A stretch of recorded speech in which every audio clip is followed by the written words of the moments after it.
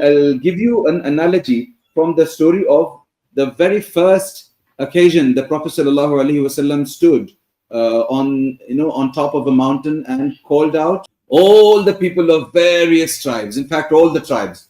You know that story. We've talked about it on different platforms. So many times, countlessly. So on that occasion, when the Prophet ﷺ is at the top of this mountain, he calls out all the people of all the tribes, and all the people gather in front of him.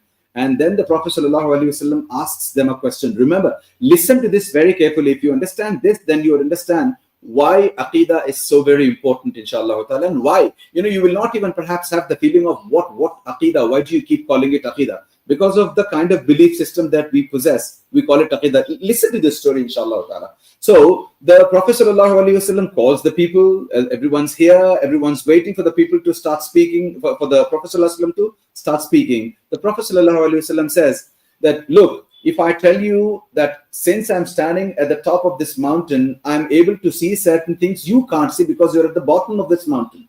So if I tell you that from behind me, from behind this mountain, there's an army that's advancing in your direction, and the army is going to just about attack you any minute, would you believe me? All of them said in unison, Ma ahidna, Wallahi ma ahidna alayka kadiba. All of them said, we do not have a reason to not believe you.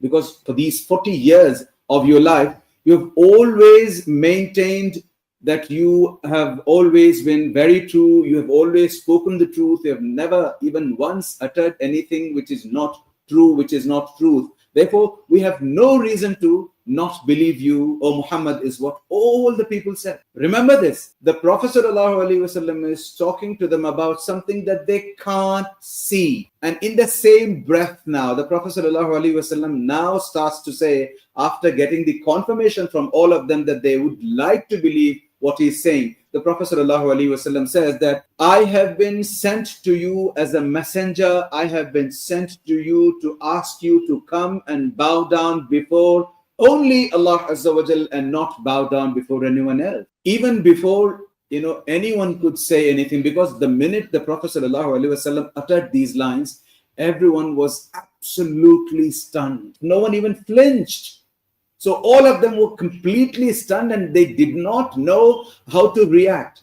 One gentleman called Abu Lahab, he immediately stood up and said, Tabban laka ya Muhammad, alihada jama'atana.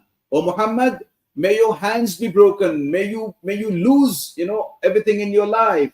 Is this why you think you gathered all of us? So the reason this guy, or for that matter, the others were silent and this guy spoke and the others did not, rebut this gentleman.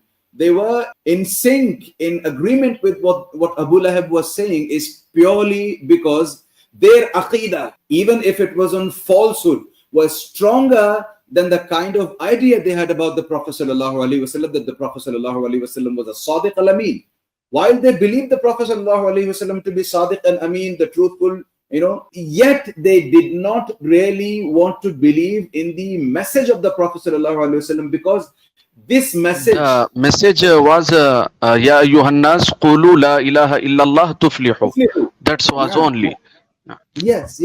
So, the point I was making, I'll come back to what the Shaykh is saying a while later, inshallah ta'ala. So what I'm saying is, while they believed the Prophet ﷺ to be truthful, however, they rejected the idea of the Prophet ﷺ's prophethood and messengerhood purely because their Aqeedah, despite it being on false lines and falsehood, they did not believe it because this was much stronger in their eyes, much more important in their eyes than what the Prophet ﷺ was preaching. Therefore, we have to have the right Aqeedah. We have to know the significance of our Aqeedah. Because only if we know the Aqeedah well, would we be able to execute the commands of Allah Azza wa Jal the way our righteous predecessors did.